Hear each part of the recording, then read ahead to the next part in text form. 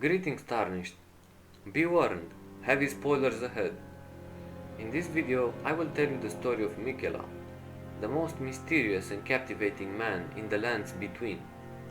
Even though he doesn't interact with you in the game, he is connected to many important characters.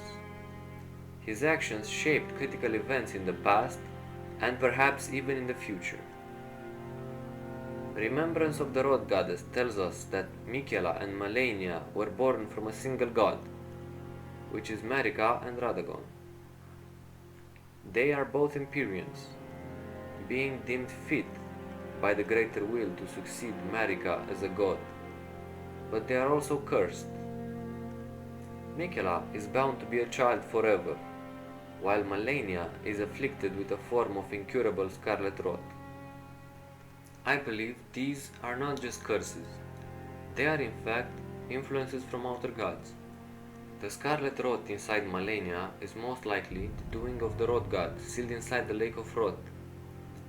Miquella's state might be due to another unknown outside entity.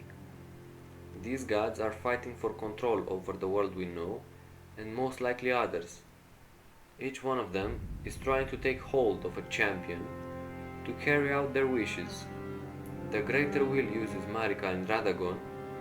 The Rod God wants to transform Malenia into a Rod Goddess, and the frenzied flame uses you to burn the world. From Morgoth, we know that Miquella and Malenia are twins, and this might be the reason why outer gods could take hold of their fates. The imperfect twins is a recurring idea throughout the game. We know of another pair of demigod twins who are cursed, Godwyn and Mogh, being under the influence of the Formless Mother. Moreover, Dee and his twin brother also live in a very unusual or cursed state. They have two bodies, two minds, and only one soul.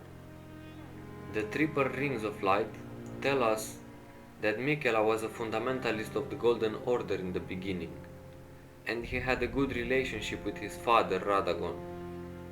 But unlike him, Malenia's body was decaying day by day due to the scarlet rot. He probably expected that his father or mother would cure her, since they were almighty gods. When Malenia's condition got worse and she lost an arm to the rot, Miquella's illusion broke apart. He finally understood that everyone had given up on her. The statue here depicts him completely desperate after the sudden realization, his kind sister trying to comfort him. After coming back to his senses, Miquella dedicated his life to preventing Malenia's inevitable end. He discovered the eldritch nature of his sister's curse and the entity behind it, so he sought a way to stop its interference. As Radagon's Rings of Light incantation tells us, he then abandoned the teachings of the Golden Order and started experimenting with unalloyed gold. He also left his home, the capital, with Malenia and the people who decided to follow him. Eventually, he crafted the unalloyed gold needles, which ward against the meddling of outer gods. We know from Millicent's questline that these needles are effective against the rot, but most likely they could not cure Malenia entirely. Frustrated yet again, Miquella took his followers north, inside the consecrated snowfield, and here he began creating the Halik Tree, a sanctuary where beings from the lands between could be free from alien interferences. The idea is reinforced by the headwear of Halik Tree soldiers and knights, which contains unalloyed gold. When you arrive here, you notice that all sorts of creatures rejected by the Golden Order inhabit the area. Giant ants, misbegotten, and even scarlet rot zombies. After defeating Loretta in the Halik Tree, you understand that she found this place after looking for a home for the Albinaric people to live in peace. They were supposed to move here from the Albinaric village, led by Albos. He holds half of the medallion needed to find the area. but they were massacred and he barely survived, hiding himself as a pot. The golden epitaph tells us that Miquella did not only love his sister, but also his half-brother Godwyn. He wished for him to die a true death, which means death in both body and soul. Godwyn is dead only in soul, his body laying down at the roots of the earth tree, malformed as the Prince of Death.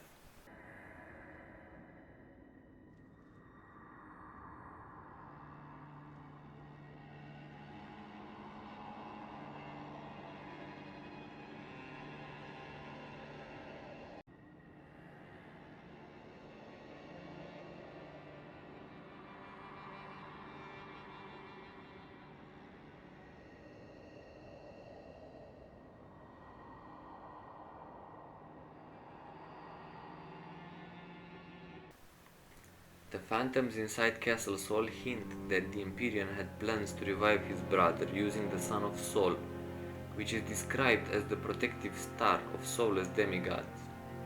If it would be swallowed or eclipsed, Godwyn would come back to life. The idea is also reinforced by the form of the mending rune of the Death Prince, which you receive at the end of Fia's questline. It looks a lot like an eclipsed sun.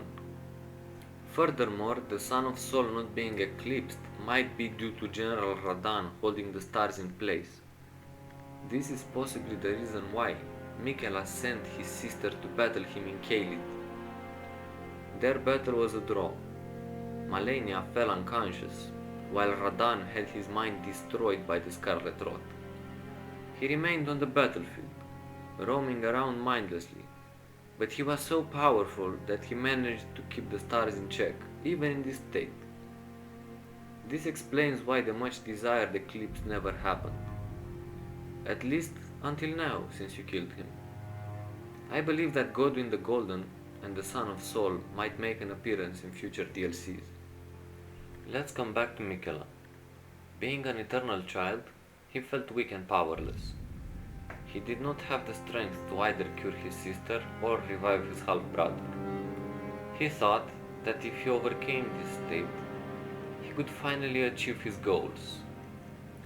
The Halig tree means holy tree, and its purpose was not only to be a home, but also to become an earth tree like the one in the capital. Miquella thought he could finally grow using its powers. Ever since it was just a sapling, the Empyrean watered it with his own blood. When the plant matured, Miquella embedded himself inside it. Now it was him who was to receive nourishment from the Halig tree and grow with it. If you look carefully at the roots of the tree, you see a place where the demigod used to live inside his cocoon. It is also very similar to a mother's womb from which he wished to be born again. This time a complete being. In the end, Miquella was abducted by Mogh, another one of his half-brothers, and the Halig tree failed to fully develop. So, the Halig tree, now but a husk. I heard speculation Miquella embedded himself in the Halig tree. But, before he could finish, someone cut the tree open and absconded with his infant form. Indeed. It seems those words held weight. How vexing that the All-Knowing didn't have the full story. Perhaps the Queen's sorrow was justified. Most people, and Gideon himself, would say that the tree failed to ultimately become an earth tree due to Miquella being cut out from it. But I think it's wrong. To support my point, let's take a look at Halig tree soldiers' ashes. It says that they awaited the return of their lord. Moreover, Malenia's armor tells us that she awaited him at the foot of the husk, believing in his promise and leaving her fate in his hands. She considers him the most fearsome and wise Empyrean, even though he was just a child. Why aren't they searching for Miquella if he was taken against his will? What did he promise to his sister? This picture is from the intro cinematic. It depicts Mogh holding the still sleeping Empyrean on his arm after being taken outside of his cocoon. We notice that Miquella hasn't grown at all since he entered the tree. He looks exactly like he did in the statues. I believe the Halictree's failure is not due to Mogh taking his brother out of it. It was doomed from the start. An incomplete demigod cannot create something as powerful and holy as an earth tree. Miquella must have realized that his plan was going wrong at some point, but as the resourceful man he is, he concocted another one. We know from the bewitching branch that he was able to compel people to love him, which might be a strength he has from his outer god. Understanding that he cannot overcome his condition by himself, I believe he intentionally let Mogh capture him, or even compelled him to do it. He then made his brother take him to the Mogwin palace and bring him blood in order to feed his cocoon and grow inside it. Don't forget that the Halictree developed with Miquella's blood. It is probable that it was just not enough. Before he left, he promised Malenia and his followers that he will be back and will save the Halictree when he returns. When we finally find the Empyrean after fighting the Lord of Blood, we immediately notice he is not a kid anymore, so the method must have worked. Who's next? If he continues his slumber within the cocoon, all would be well. But perhaps it would be safer to destroy it. Miquella is the one thing that remains a mystery to me. In the end, as Gideon says, he remains slumbering inside his cocoon. Maybe because you interrupted the process by killing Mogh and raiding his palace. It is very possible that Miquella too will make an appearance in future DLCs, as not even interacting with such an amazing character at all would be a wasted opportunity.